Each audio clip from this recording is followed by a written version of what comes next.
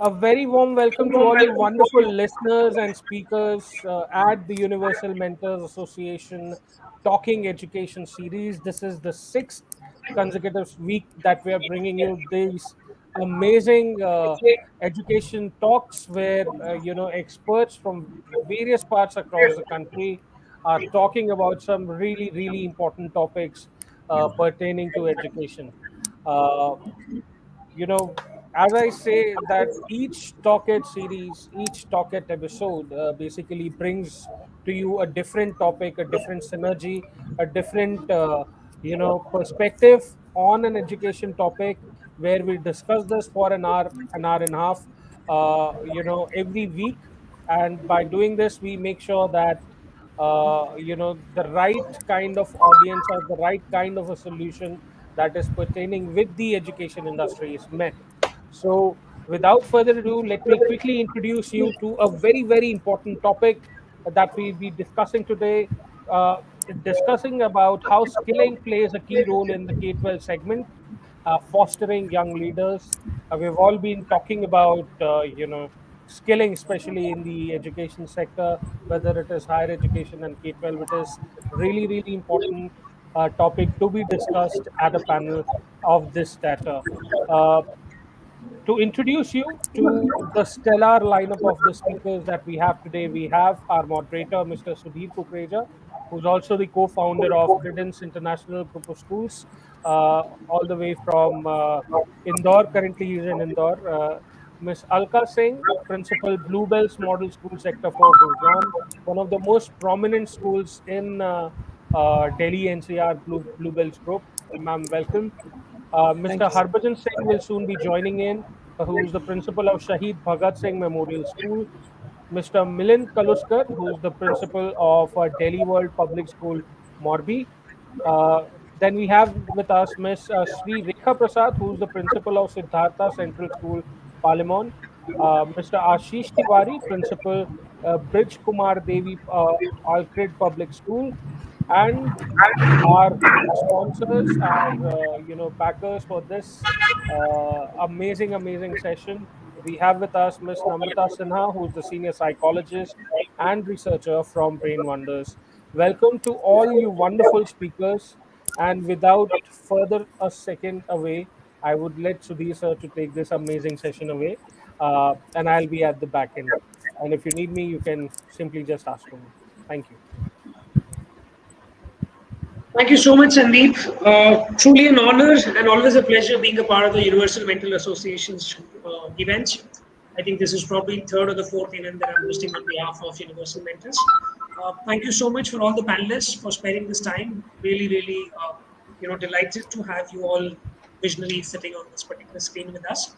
And truly a delight. I think I'm conversing with people from across the length and breadth of the country, right from Gurgaon to Gujarat to south of the country to Mumbai. I think the world has actually become quite small thanks to the pandemic, and of course, we all are very nicely connected to each other. Well, straight away jumping to the topic, what we're talking about how skilling plays a key role in K-12 segment. I think skilling became a key word somewhere in 2014 when the last government came into the picture, and we as a country started talking about a skill development ministry in our central government. And I guess that's the time maybe we started talking about skilling as the key need for the youth. We started talking about skilling as maybe the need of the hour for employment generation in 21st century, kind of environment where jobs are very highly, or the companies are very highly focused on the skills of a person rather than the qualification or the degrees of a person.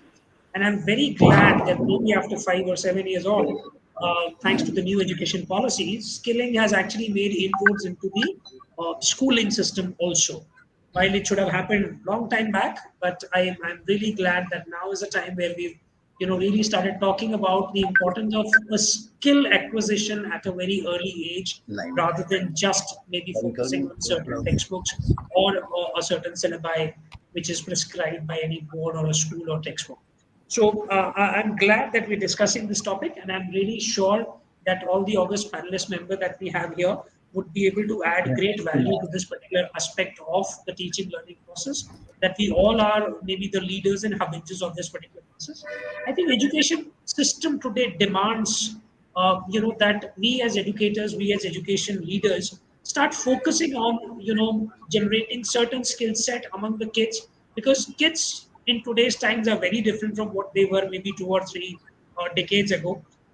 A 6-year-old child today is a technology, born kid, or digitally, equipped, digitally qualified, digitally sound, and maybe at times, by the time the child becomes 10-year-old, the child has gone way ahead of maybe, what the teachers know about the world in terms of technology. And that is where I think it becomes really, really critical for all our education leaders to embrace this change, and prepare our system and our workforce to probably address this need for skill development. So I think I'll start getting my August panelists into this particular discussion. I'll start with Mr. Millen. Mr. Millen, I think with your experience in the space, with so much of work done in the past for so many years in different schools across, I'd like you to throw some light. How do you see skilling as an important component in the teaching learning process? When the schools are now on the verge of embracing the new education policy, which very clearly talks about including skilling and internships and practical learning into the education system right from the middle school level itself. How do you see this change coming along, and how maybe the schools probably need to be approaching this? Over to you, Mr. Yeah, good evening, sir, and good evening, all the panelists. It is nice to see you on the platform. As such, we have never been able to meet each other if this online concept had not been developed. And talking about the skills, sir, first of all, let me appreciate one thing that you have touched a very lethal point, which is opening the doors for the future development of the country. When we talk about skill, sir, normally we need to touch the mentality of the parents when we talk about the skill. Because parents, when they admit their child in the school, they first focus on how many marks or how much percentage my child is going to score. And they come with the set block in their mind that my child will become engineer, doctor, or lawyer.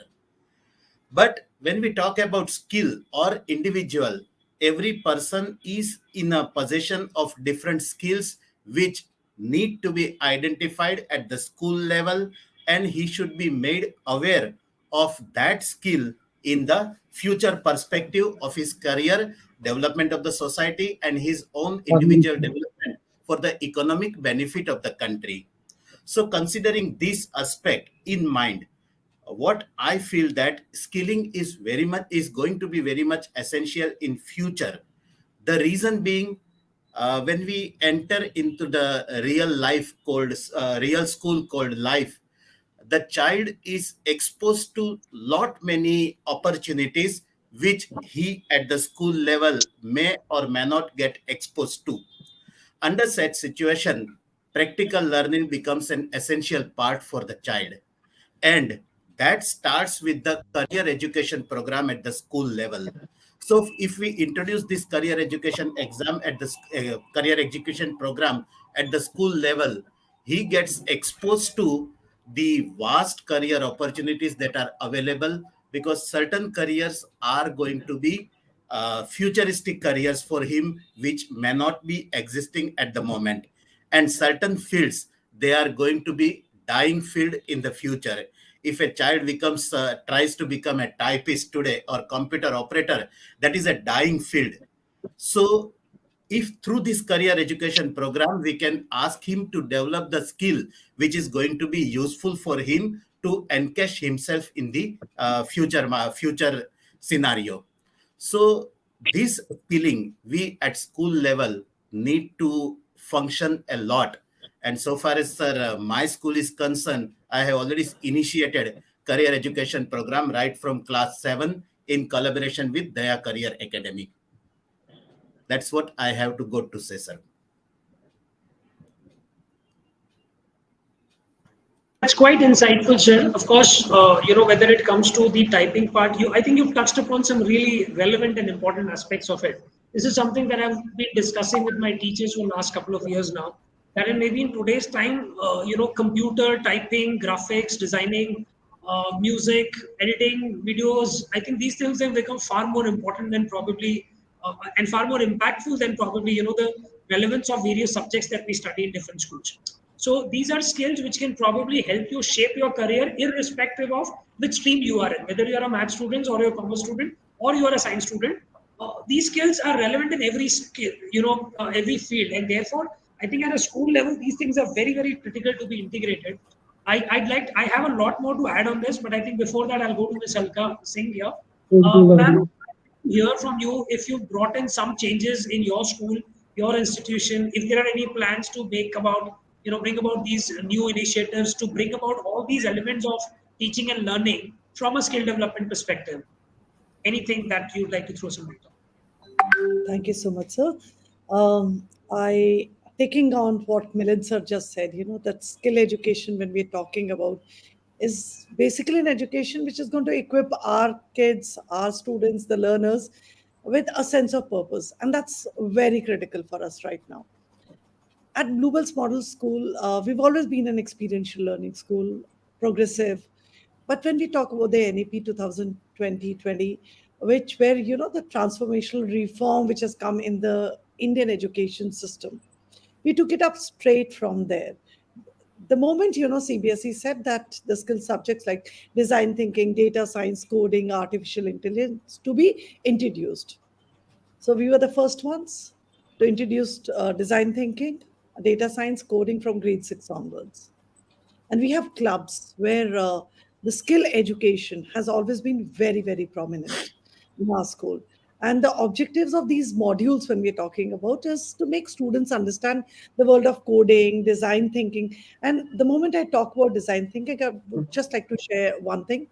2 years back, we started off with the design challenge, where we started with the middle wing, where grade 6 onwards, we initially told them that SDG 13, that is climate change, is something let's take up. And any, design any kind of project where, either there's a solution or there's no solution. If there's a solution, get a better solution. If there's no solution, let's give a solution.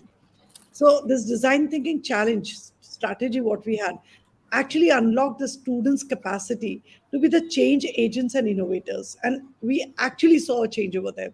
Like school projects, I'll just share a few.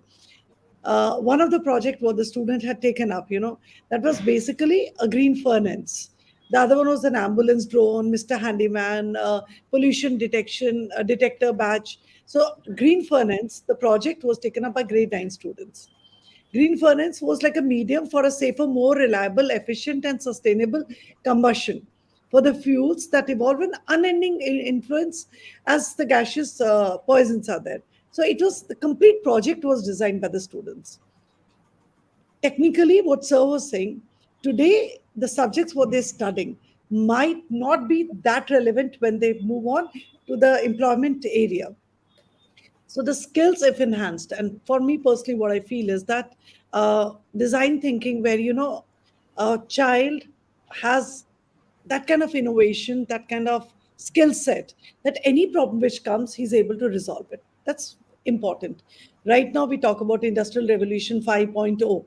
These are the students who are going to be employed when maybe 5.0, maybe 6.0 starts off. So that's what at Bluebells, what we aim at. The students, even the ambulance drone, like all these projects, all what they've taken up has enhanced the skill set. Apart from this, from the very beginning, like just talking about, we had this fashion studies, which was prevalent. We have carpentry in our school. We have sculpture. So these are the areas, these are the clubs when I'm talking about, where the student's skill set is enhanced, which is, and skilling is something which is most important for these leaders of tomorrow. Tomorrow, if they have to lead, they have to be employed fruitfully, more productively. So the skill set is something what we have to enhance, and that's what we are doing at Bluebells also. Thank you so much. Well, indeed. So, of course, I think there couldn't have been a better description of the need for skilling in today's times, whether it is the data sciences, whether it is the, industrialization 5.0 that ma'am talked about, all of these things are probably going to be the challenges of the next generation. The way we are approaching the world, we don't know what is lying ahead after 10 years, what kind of a world we'll be living in, the kind of devices, the kind of apps, the kind of technology that we're using today. And you have everything on your fingertips, right from your food to your cars to your houses to everything is right there. I don't think anybody would have imagined something like this 10 years ago. And similarly, I really don't think we are anywhere in a position to imagine what the next generation will have on the platter 10 years down the line. So I think we are in a situation where we are heading towards a completely unknown, but we have to start working with things which are known, which are probably the foundations of known things are today, with the help of which we'll probably be able to create the unknowns of tomorrow. I think with this, I'll come to Ms. Rekha Prasad. And ma'am, I'd like to throw some light on how, as a school leader, do you approach this change process? How do you think a school leader would be able to, or should be able to, strike a balance between this new technological approach and this approach of embracing the new changes and focusing a lot on skills while doing justice to the syllabus, which is already prescribed by the code and is probably a necessity? Because everything said and done, we still have a large population of parents who are still focused and maniac about the curriculum, the syllabus, the marks, etc. So I believe as an educator, it's a very important thing to manage this transition and strike a balance. How would you suggest a school leader or an education leader should approach this balance? Thank you, sir. First of all, thank you for giving me this opportunity, along with all the light principles over here. Uh, in the outset, I would like to tell, in my opinion, what is skilling mean. We need to know and define what is skilling. Simple example, in my opinion, there are four different stages where a skilling happens. Let it be any learning, there are four stages. Initial stage, where a child is, or maybe a person who is going to learn, let it be you are learning a new learning for music, or maybe for technology, or maybe even making a new dish. Let it be any skill, let it be mathematical skill or anything. For skilling, you need to understand what is skilling first. So the four stages has to cross, where the teachers were not giving importance for those four important stages. First stage is, the child or the learner is incompetent and unconscious when the learning starts. Maybe when a child starts learning how to ride a bicycle, or maybe at the time when the child learn how to walk. The child in the first stage is incompetent as well as unconscious in learning. That's the first stage. Second stage, when the learning really starts happening, at that time, the child is conscious and incompetent. Child is conscious and incompetent, but the learning is happening on the way. Third stage is a stage where the learner is conscious and also competent. The learner has learned to perform the skill, and the learner is competent also, but he or she is doing it in a very conscious manner. Next stage is when the child walks, or whatever the skill the child was performing, performs unconsciously. Whatever the situation be, if the child is able to perform that skill unconsciously, that there comes a skill. But usually, let it be any skill which we had been doing, even the academic skill which we're talking about, marks also, numerical ability and all which we are talking about. Why are we so behind the numerical ability? The reason is, we stop it in the third stage. The moment the child understands the concept, we consider the learning has happened, but the skilling has not happened. For example, if we take, this is very similar to that of Call's experiential learning cycle. That is why Call's experiential learning cycle, as Alka madam told about experiential learning, importance of experiential learning, and along with competency based learning, will, if it is blended together, skilling will happen in every learning. Educators has to give importance that skilling happens in every concept. We usually stop the teaching learning process at the third stage. We don't give importance for the skilling level, which has to happen by the self-directed learning of the child itself. Before the skilling has taken place, we go to the next concept or the next learning happens, so the learning remains incomplete. Simple addition, let us take 1 to 5. What is the basic skill the child needs in numerical ability?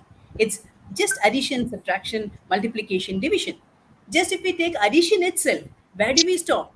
We use different methodologies for teaching learning addition. Maybe we use the pebbles, or we use beads, or use bananas, or anything what is available, and we start teaching them what is addition, how do we do addition. Every child knows to add, every child knows to add, but the thing is, the speed of doing it varies. Skilling is the area where we have to focus, where the child attains a speed also, speed in doing every concept. That is how a child can live or exist in this VUCA world. In this VUCA world, skilling is important in every concept. Let it be anything that you learn. When skilling happens, you become exclusive, you become unique, and you stand out of others. So, after completing the concept, what we need to give importance is we have to have some challenging activities for the students, where the child gets equipped for increasing or improving the speed in doing the task, maybe addition, subtraction, multiplication, or let it be any concept learning application. How do they apply, and give them different challenging situations where they have to apply the concept that they have learned. It is there for math, science, for every subjects. If we give this importance right from grade 1, right from grade 1, if we're giving importance for the learning outcome to be attained to the level that skilling happens, then surely the child, every child will be standing exclusive. Then we have to blend it with the calls experiential learning cycle, where the last level is application, where after learning a particular task, maybe when a child learns how to do bicycling, after doing learning how to bicycle, the child will be learning how to stunt. The next learning starts. So that is next skilling. So that we have to allow it to happen in the class. That much time has to be taken. The syllabus and the curriculum has to be designed in such a manner that skilling is a part where we have to test the skilling of the child. Conceptualization itself is not sufficient. Conceptualization has to happen. Apart from that, skilling of every learning concept has to be attained. Then, if this skilling happens, these children will not be job seekers, they'll be turning into career creators. Let it be any, they will start creating their own career. So technology, this VUCA world, it is if, even whatever the limited knowledge which they have, if they are standing out in that, any skilling which they have, as artist sorry, Milind sir was talking about, Alka madam was talking about design thinking and all. If we are introducing coding and all, if we are introducing in the class, we have to take care that the child crosses the third level and the skilling happens and attains a speed in doing it. So this will be helping in maintaining a balance. And whatever the child do, they should apply. So we were having like a teaching challenge. I believe that when a teacher teaches, it is a teacher who learns, not the child. Child is just a listener, and the child understands and listens. If the child listens, the child understands. If the child doesn't listen, the child doesn't understand. So if we flip the role and if we give the task for the student to teach, the child will have the conceptualization as well as skilling. So that is how we can maintain the balance. Thank you. Well, honestly, that sounded like coming out of a complete teaching manual. Yeah, Thank you. so I think that's the advantage of listening to such learned people with so much of experience in the field, that you ask them an unknown question and they are absolutely ready with a set process as to how to go about it. So I think it was truly a delight listening to you, ma'am. And I'm really, really glad and thankful. Sandeep, I think this is the reason you conduct these sessions. So kudos to the Universal Mentors team. I'm sure all the listeners have enjoyed this discourse. Well, with this, I'll go to Mr. Harbhajan Singh and have a question on different aspects of internships. I think our new education policy talked about bringing into the system what is called as internships. I think that word was a little unheard of in the education parlance or education system in K-12 space specifically. Whenever we said internship, that probably meant something maybe at a engineering level or a postgrad level or an MBA level kind of a stuff, right? We've never heard of internships before, maybe in a K-12 system. So, Mr. Harbhajan, how do you see this scenario? Some new initiatives, a new experiment, maybe in the education space. How do you think school leaders and the educators should approach this aspect of internships, which is, of course, directed towards skilling and making children a lot more skilled in the concepts that they're learning? Any ideas on this particular aspect of the change being brought about in the new education policy? Firstly, I thanks to all members to invite me in this aspect. For firstly, we are all Indian. Sat Shri Akal or Namaskar to all. So now we start. What is the internship? Internship basically is the training, practical training. Because in our education, mostly parents, teacher, our system pressurize on the academic qualification, according to the academic knowledge, pressurize on the grade, on the marks, not on the internship, not on the practical approach. Even our graduate, postgraduate person, if goes to any bank, he cannot fill the check. He cannot fill the account opening form. If we any need the passport, we have to fill the passport form. We have no knowledge. We go to the consultant. We go to the agent. It means we have no training. We have no internship because only academic education cannot give success to our society. One thing I am saying some lines in Hindi कि जे डिग्रियां तो है हमारे school और college में दिए हुए खर्चे की रसीद, ये डिग्रियां तो है हमारे स्कूल और कॉलेज में दिए हुए खर्चे की रसीद, एजुकेशन तो वो है, स्किल तो वो है जो आपकी पर्सनैलिटी में जल गई. एक्चुअल में there is no skill in our education. Even in Europe, if we visit Europe, they in the 5th class, they ask the student what they want to do, what they want to become. If any person want to become a plumber, then they give the knowledge them for the plumbing. If any person want to become a CA, they give them knowledge about the CA. But in our country, all are seen on the same track. One person want to make a magician, but parents are giving on the pressure on the science.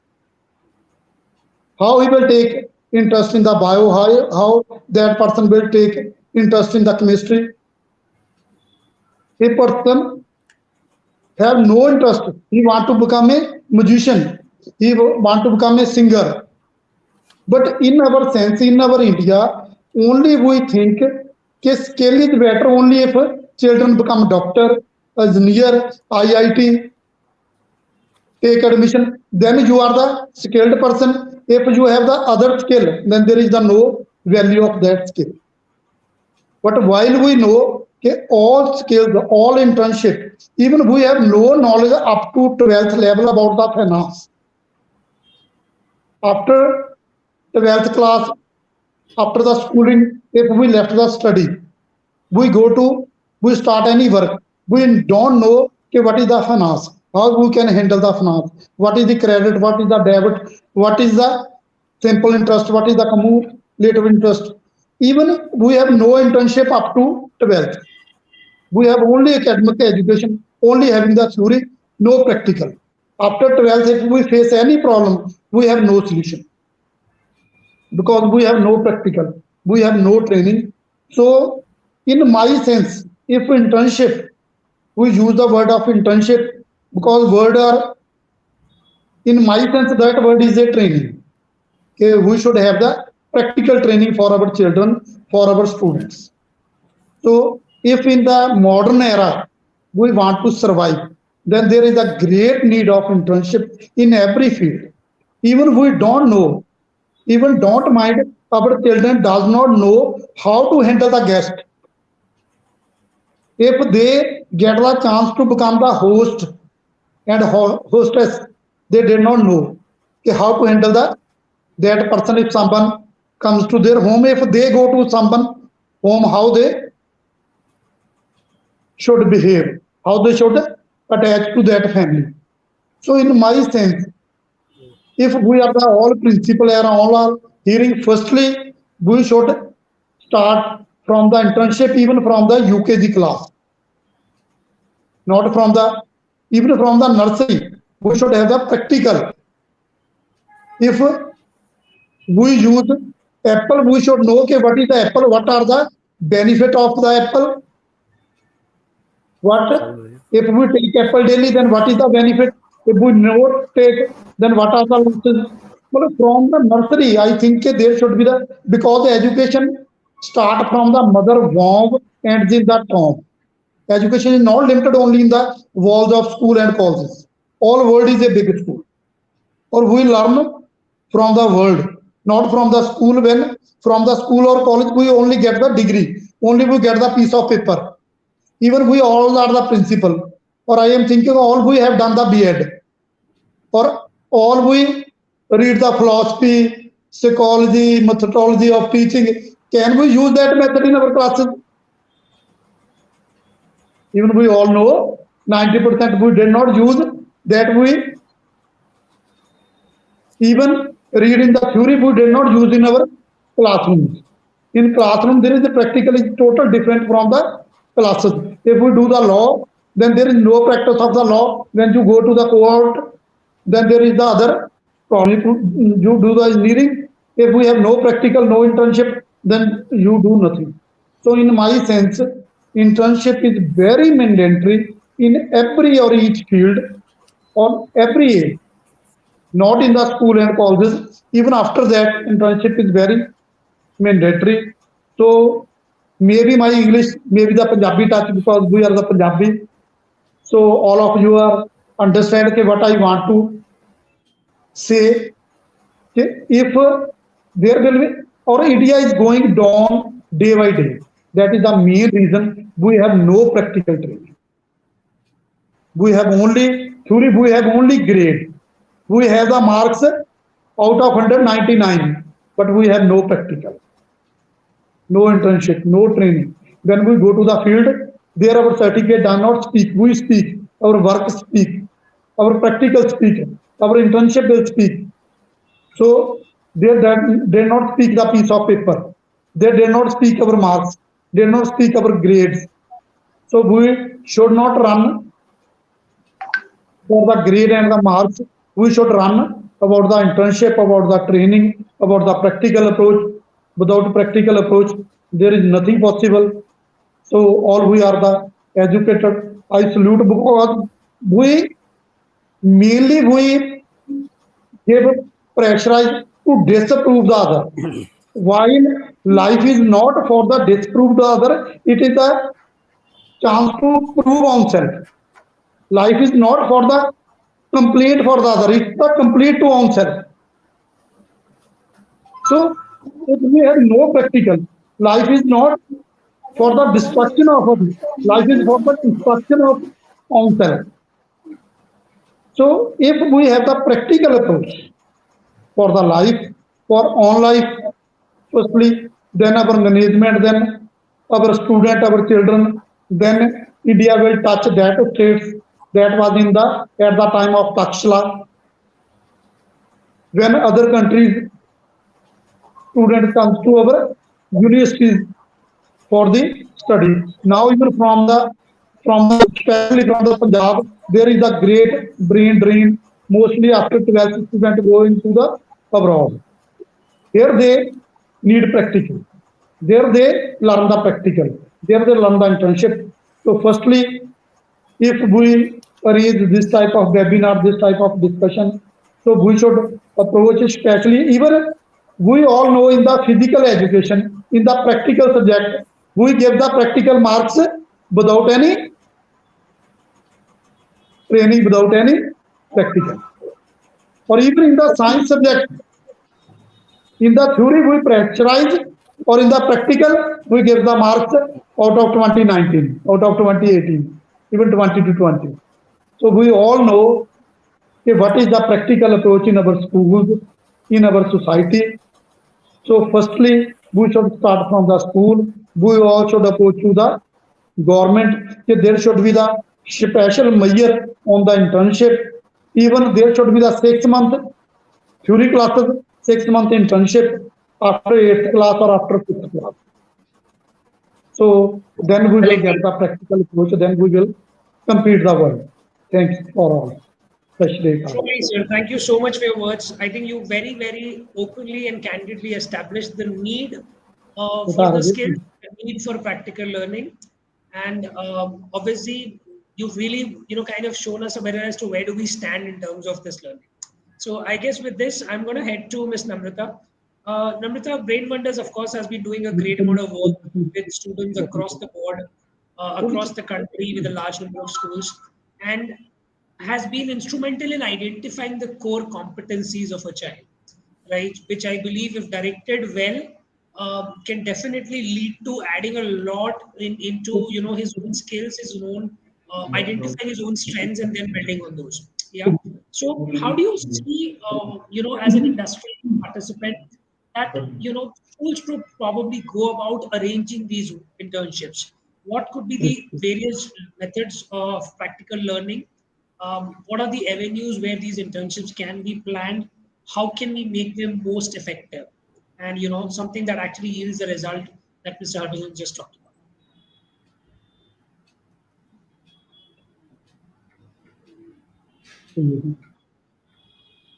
Namrita, am I clear to you? Am I You are good. audible? Yeah. Yeah. Yes. Thank you for a lovely question, and I think I will take a lot of cues from how Sri Rekha ma'am has said, how Kaluskar sir has said, Alka ma'am and Harbin sir has said. See, when we are talking about how the teachers or the school management wants to, plan these internships or any other intervention per se, we are talking about, let's just talk about exposure, right? We have to understand that, see, a lot of times for us, right? And what we are trying to do over here is utilize the same time and energy but direct them better, right? So that the child does not feel very pressurized or the child does not feel overwhelmed by what they are being thrown into. How Sri Rekha ma'am spoke about the stages of child development. I think that is something where we need to start and understand that it cannot be something that is just given to child at scale, or all the students cannot be shoved into the same kind of programs. We need to align the right student at the right time to a certain kind of exposure or with a certain kind of mentor. Mentor sometimes can be a senior students too, right? To take on these kind of learnings. And that is why where I felt in my experience assessment has played a very, very, very important role, because whenever you talk about assessment, we have the US patented DMIT, which works for all the age groups beautifully, understands the child's inborn potential. We have worked with the psychometric test, whether it's a learning style test or an aptitude test, where we understood that okay, where is the child's inborn strengths, or where's the child traits, or where's the child's innate qualities aligned, and accordingly we align them to the right kind of program, the right kind of courses, the right kind of subjects, the right kind of the practical experiences that we can offer. And from there we can build them, we can build up their profile gradually, right?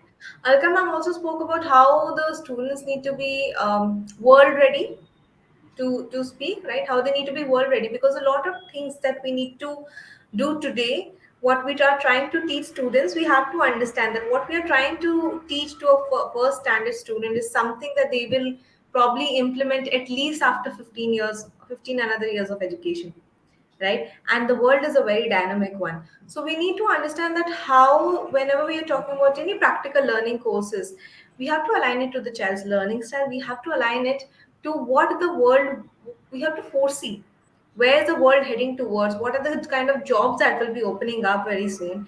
And from there we can take that cue and ensure that the child's strengths continue getting exposure, continue getting that refinement, continue getting that kind of a guidance in a paced manner, that they actually learn and imbibe things in a very enjoyable but at the same time a productive manner.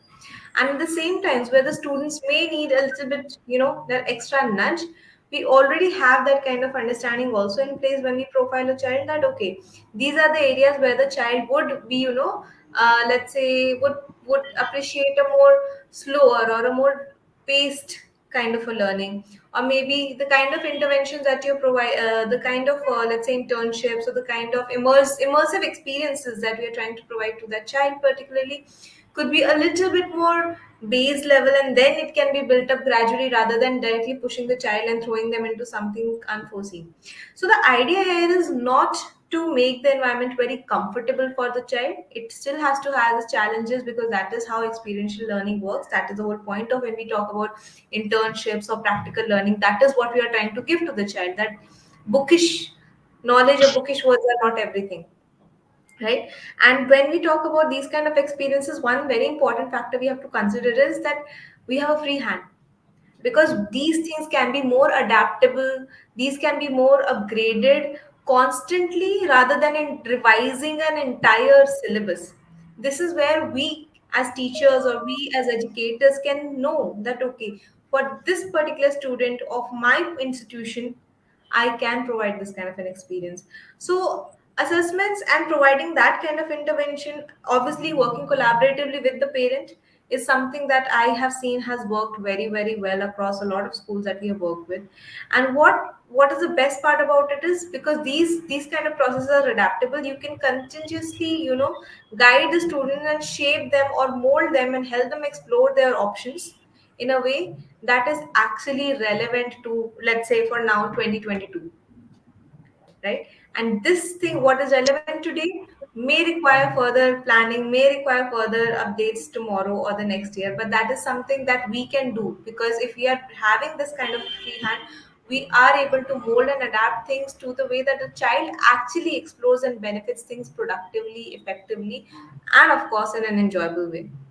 So yes, I feel that would be that is something that could be rolled out on a scale as well. Indeed. So I think that's probably the need of the hour, and there has to be a very scientific approach as to how do we go about structuring this and making it a part of the process. I'm going to go back to Miss Alka Singh and Miss Rekha Prasad both. Ma'am, I'm posing the same question to both of you for a simple reason that you two are located in two absolutely different geographies. Miss Alka, while she is there in a metropolitan city like Gurgaon, I think Miss Rekha Prasad is representing Kerala and a small little place in this. While our system or our boards, the CBSE equivalents, they give us the same guideline for both the places. And therefore, I'm posing this question to both of you. If we were to go and plan and execute this idea of internships and practical learning, which is to lead to certain skills development, um, operationalize it? How do you find the right, internship opportunities for you? Do you approach certain, offices, or do you go to some plants, or do you go to some factories? Do you do some factory visits or field visits? How do you make sure that these internships are actually serving the purpose with which they are actually envisaged? And how much of a challenge would it be to manage these things in these kind of geographies that you're representing? Any of you can take it up first. Uh, okay. Come, if you would like to take, that's fine. Others I'll take up. Okay. Carry on, ma'am. I'll say after that. See, actually, when we are talking about internships, I think between Sri, Rekha ma'am, and me, there will be a little slight difference. We at a metropolitan city, the difference is, I'll tell you exactly how I go about it. Like, there's a parent who walked in who's a scientist with DRDO, and we have all the occupation and the profiles of all the teacher, all the parents. So had a conversation, told him that I want my grade 12 students to do internship with DRDO. So is it possible? Yeah, I think day before there was a parent from Honda, and he's into the research work. So again, the same conversation. So that is how we identify. From grade 6 onwards, we have to send the students for internships.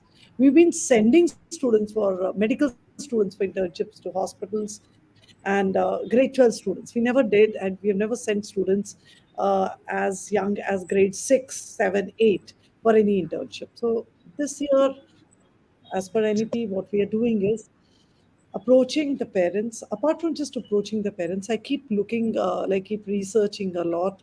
You have so many internships which are available. Recently, high school moms had this internship, so I took that opportunity, put my kids in. The purpose is that all the students get an opportunity of internship. Sri Rekha ma'am, how I've identified is grade 6 to 8, I'm not sending them more than one day. It is like few hours, one day. Rest then, grade 9 and 10, what we are doing is 3 to 4 days. 11 and 12 is a month, is the maximum what we are going to stretch. So approaching parents is most ideal, because while getting our students for internship, it can be one is a virtual internship. Second is the physical one. When it is physical, then the safety, security of the child, how safe the organization is very critical for me. So I personally feel the parent is the right resource. And the second is, since we have so many industries out here, like Nestle is there, we have Pale, just Manesar out here. So these are the places where it's very easy for us to send for internship. And just one more liner, what Harbhajan sir was saying, I also agree. There are students after grade 10, they take up science. And the first conversation where I make is, why have you taken up science? What do you want to do in life? Ma'am, maybe engineering. So, okay, from where? I'll think about it. So, do you understand? They're not even sure what field are they going to get into, and they just take up science. So imagine a child in grade 9 and 10 goes to, let's say, Honda or a manufacturing unit, or maybe like Sharda University, like a number of universities are providing internships. So they go there and they experience, and they realize maybe this is my call, this is the place I want to be, or maybe I don't want to be there. मैं इधर ये ऐसी ऐसी company में काम करना चाहता हूँ या नहीं करना चाहता हूँ. So that's the basic purpose of internships. Like engineering colleges and all, they go for internships, they do well, and they know exactly this is the company I want to be, and the companies take them. So that is the same approach if we take up. They want to join a startup, or they want to be an engineer, or maybe they think that science is very interesting, but the moment they get into these publishing houses, I'm sure we all know that Hindustan Times and all these, they've been providing internships for years now. They go there and they feel that, yes, I want to be a chef, or I want to be a writer, an author, or so that's the basic purpose.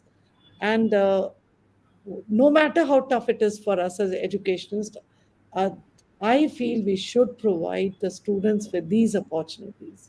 जैसे sir आप कह रहे थे Harbhajan sir, totally agree करती हूँ कि मतलब जो पढ़ रहे हैं और जो जिंदगी में उन्हें यूज करना है बिल्कुल अलग है. तो आज उनको जिंदगी का एक्सपीरियंस होने दीजिए, जिंदगी जीने दीजिए आज, ताकि पता चले यही जिंदगी थी या कुछ और चाहिए था. Thank you so much for this.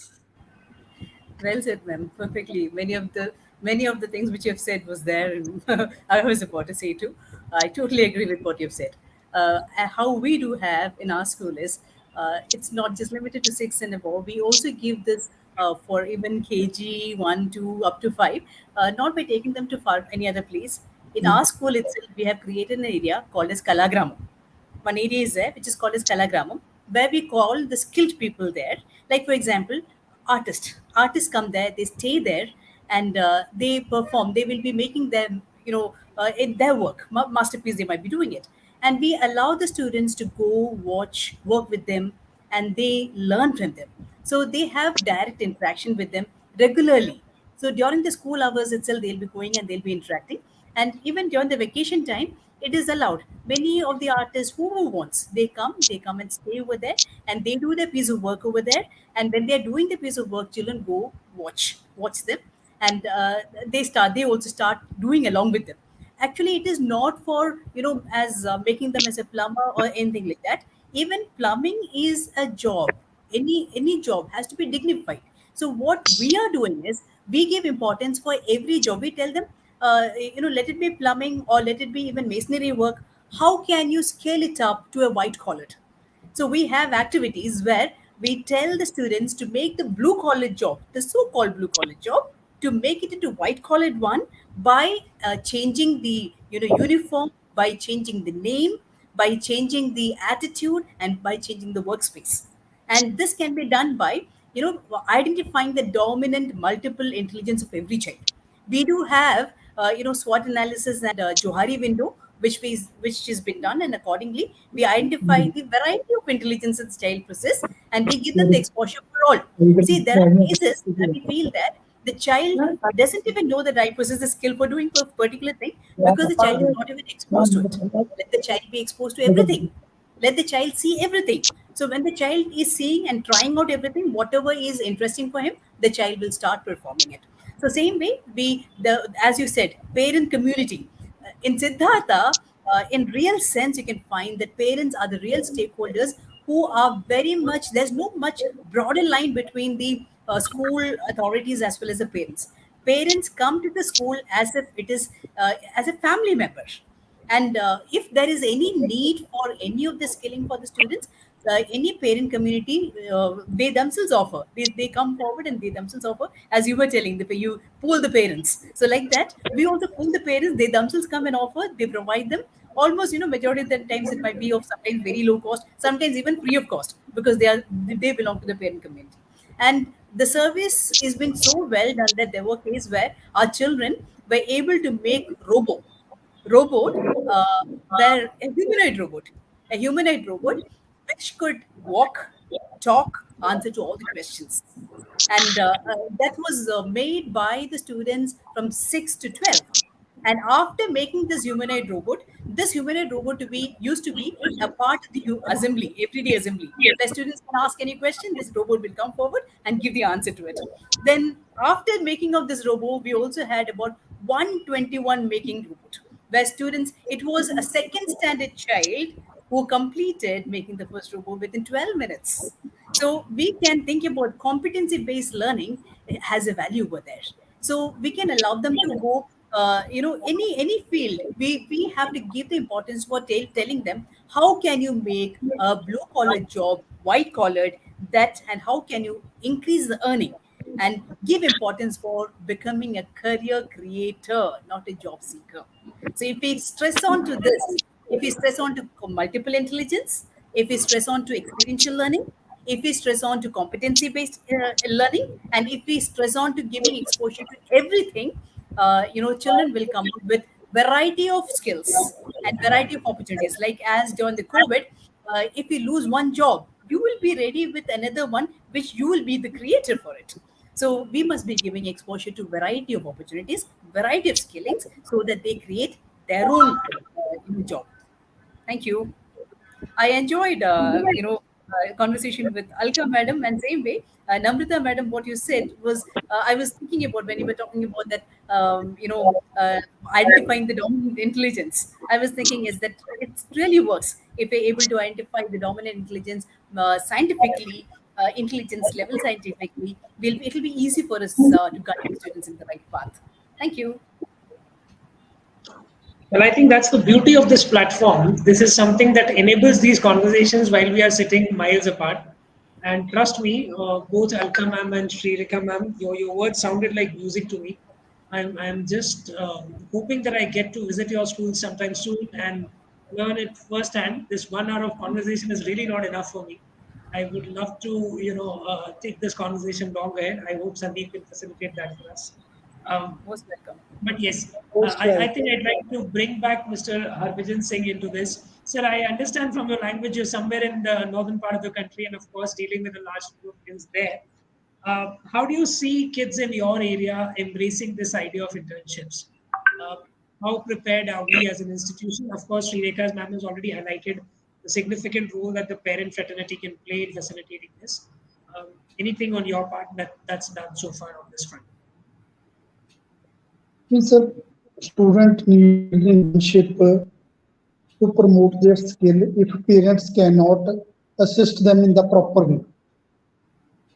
So that internship is available in so many companies, so many universities in India. But mostly that knowledge is available only in the urban area, not in the rural area.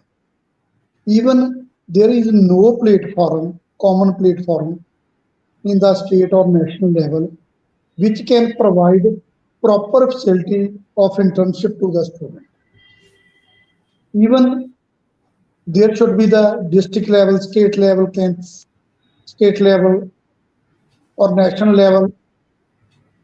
Okay, how student can get the internship on which stages, on which skill. Okay, as Rekha ma'am was saying, there should be the multi-skill. But if every person have the so many skills. But if in my sense, okay, one person should be perfect in the one skill and he or she should also have the knowledge of the others. But how perfectness will come if we have the no any financial assistance, no any infrastructure, no any multinational companies in our areas, in our state. So where our student can get the internship? Because if according new policy we are talking about the skill education, about the internship, will government will arrange in each district, in each state, a student can get internship according their natural skill. Because every one who take birth on the earth, he or she having the skill. If from the birth we assist, parents assist, teacher assist, society assist to the person for develop his skill with the internship, with other facilities, then that skill may touch the sky. So that internship we are talking about, we are in the intellectual class, we know about the internship. Our even in my sense, if there are the 100 students, only 5 or 10 get the internship. Or what are their methods? What are their criteria? If there may be any other webinar from your organization, at fifth stage, if we check the skill in the children, after that if they are interested to get the internship, from which company they can get. So after 8th, after middle class, after 10th, after 12th, how they can get the internship in their field. So internship is mandatory, but for the internship, what are the rules, what are the criteria, that mostly rural area does not know. So we should take some steps that we can get that internship about the national level. There are many internship at the international level. Even there is the studies free in many countries after 12th, but we have no knowledge. Even we principal have not proper knowledge about that system. Can we provide in our to our 12th class student? After that you can get internship in the engineering in the Finland, you can get internship in the medical in the Switzerland, you can get internship in the law field in the Netherlands. So if we arrange any that platform where we provide proper knowledge about the internship, then that will be the very better to our principals, to our school, to our management, even to our young generation, to our future. So thanks to all. Thank you so much, sir. I think once again, very truthful and very to the point. I think that is what is your specialty into this entire conversation. Coming back to Mr. Milan, sir, I think we've had multiple perspectives on what is the significance of skilling, how internships can actually play a role in this entire aspect of it. Do you see this as a challenge, maybe from a parent's perspective or from the teacher's perspective? Do you think, I mean, of course, CBSE has ruled out this policy. School leaders have already heard of it and probably have started preparing for it also. Has it really percolated down to the teachers and the parents level? Are they mentally prepared for embracing this change? uh, Teachers being the part of the school, they are always ready for embrace any challenges that come to them, be it COVID-19 challenges or challenges related to starting of internship. So far as parents are concerned, sir, our community is mostly a business class community. And this business class community in our area, they are basically owners of factory. So their child is born with this internship skill. The only thing that we require at our end is to take child to the factory and pass one day over there with them. This guidance or this experience makes the child understand the pains of the labor class people. At the same time, it will also help them learn how to operate the machinery and how he can upskill himself or reskill himself for the future prospect. And sir, one thing is very sure. I'm very much pessimistic or rather optimistic about the young students. They are really skilled enough. There are students in class 6 or 7. They have already dreaming of starting their own mobile applications when they get the opportunity. They have full-fledged plan in their mind. So, considering this skilling, they require a direction. The only thing they require is the direction, and that direction we are trying at our end in the school. True, of course. So I think that is what is our role as education leaders. Our true role is to actually give the right direction, and you're absolutely right. Children in today's age, they are more than ready and prepared and energetic to embrace all Very these true. challenges, specifically anything that comes on the technology side. Okay, I think I'll move for the closing remarks to Namrata. Namrata, as an industry person, how do you see industry being prepared for offering this? Of course, we as school leaders are more than prepared to embrace this change, look for opportunities for getting our kids more and more skilled and acquainted with various technologies and the modern teaching methodologies. But has the industry prepared itself and opened the doors to bring about this kind of a change and nurture the next generation in this aspect of learning?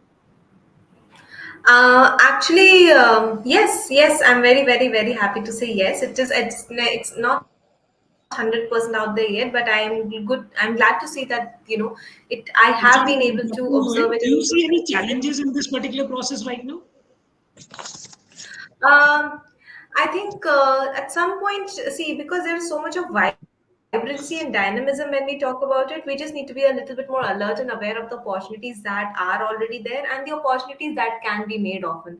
A lot of time when we work with corporates, they have employee engagement programs. So they help us directly connect with their children, via the assessment. We have career counseling workshops, we have skill development and training workshops, we have parenting sessions. And what we understand is that there are always opportunities. It's all about connecting the right kind of students or the right kind of people to the right kind of corporate or organizations that are willing to absorb the students. And there are our students. A lot of time we think the child is still very young, that the child is able to immerse themselves in whatever opportunities the companies are providing and adapt to it and ensure it's a learning experience. Often we think of ensuring that the child does not go through any hardships, the child does not face any obstacles or the challenges, but that is not the case. We are actually the whole point of this is to ensure that the child is aware of both the opportunities as well as the threats. And it is our job to ensure that the child moves through those threats in a more informed and learned manner and comes out victorious. And that is something we have to do. One key connect where I found that this all sinks in or synergizes is when we talk to the parents, when we work with the parents, because at the end that is a child's first and foremost safe and secure environment.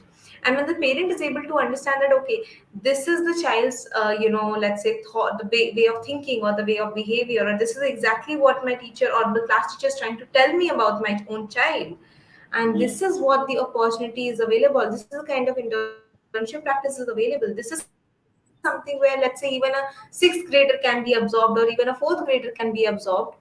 They are able to motivate the child. What we also have to understand is parents are also working in the same generation or the same environment as us.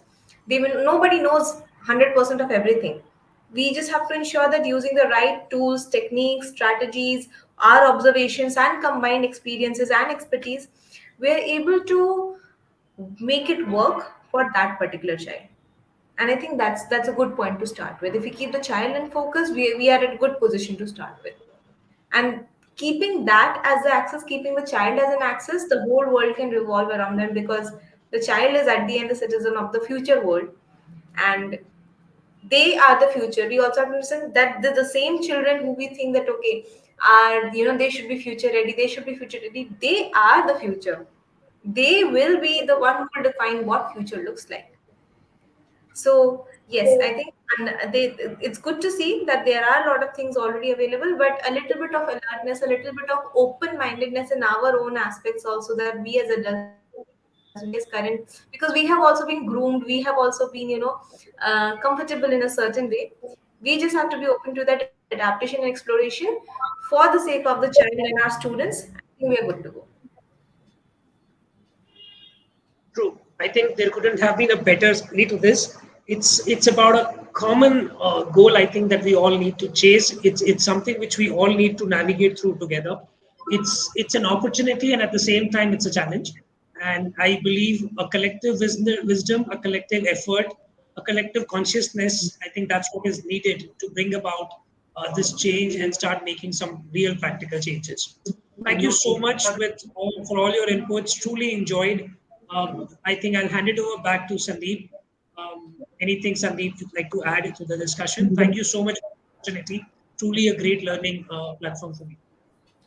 Thank you so much, sir. And I think this was such a well moderated session, a well spoken session. And I think some of the points had really been an eye opener for, for a lot of us and for a lot of listeners as well. But before we move towards the end, or before we end the session, I just want to ask one question, which is, open to everyone. How many of us who are into school education, who are, in the schools, have students who are operating an operational paid YouTube channel? Is there Are any operating student what? Please come again. and operating a paid YouTube channel? No. I think there will be at least one student in each school that is operating a YouTube channel that is fully paid. I think much more than that. A skill that would have never been thought of in the Easily, yeah. past. So you'll be surprised to know I have a child in grade 4 who has his own YouTube channel with, I think, more than about 3 lakh followers. Wonderful. So I think what you should do, Grade sir, 4 to child, help and I was Universal surprised when I Mentors got to know. Association is share our YouTube channel on that link as well. So having said that, there are certain skills that have emerged that no longer are bound in terms of formal education. Things like graphic designing, things like website designing. These are the skills a lot of schools in that particular institution itself can absorb a lot of students, whether it is digital marketing, whether it is website maintenance, whether it is networking, internal networking that a school needs when you're running, maybe smart class or something like that. So there are a lot of students that can be given internships in their own schools before stepping them out into any other uh, you know into the industry as well. So there has to be different mindsets, I believe, uh, when it definitely comes down to the internship. And I really like the point made by Mr. Harbhajan Singh is, when it comes, it's all okay when you're talking about Delhi, Mumbai, Indore, and in Hyderabad or Bangalore. It becomes really difficult when you move to places like Bijnor, Ujjain, to schools where the internships will become definitely a big task for the students to follow up. So having said that, I hope there is no one correct way for any. Just like technology, one technology cannot fit all the schools at the same time. Each technology needs to be tweaked for each school. Similarly, each policy, I think, needs to be tweaked for every area that we are targeting into. uh, Thank you so much for this amazing session. I've been listening to everything, being back, at the back end and managing, this wonderful session. Uh, Thank you so much, Sudhir sir, Namrata ma'am, Harbhajan sir, Milind sir, Alka ma'am, and Rekha ma'am for joining in this session. We would request you to kindly support Universal Mentors Association. I've shared the YouTube link. Kindly go ahead and subscribe. We are trying to reach 1,000 subscribers within the next 2 months so that our YouTube channel could also be monetized. So, requesting you to please subscribe to our wonderful channel so that we could bring such amazing sessions to you back again. In fact, tomorrow we are talking about summer camps and the importance of summer camps in the student's life. So, stay tuned on that one, and thank you so much for this amazing panel. To all the viewers and listeners of Universal Mental Association, thank you so much. Stay tuned. We'll be back soon. Thank you so much, everyone. Please have a great day. Thank you. Have a great evening, Have a everyone. great day. It was a great to be a part of the session. Yes. Wonderful interview. YouTube channel on name Principal Harbhajan Singh. Please see and give me response.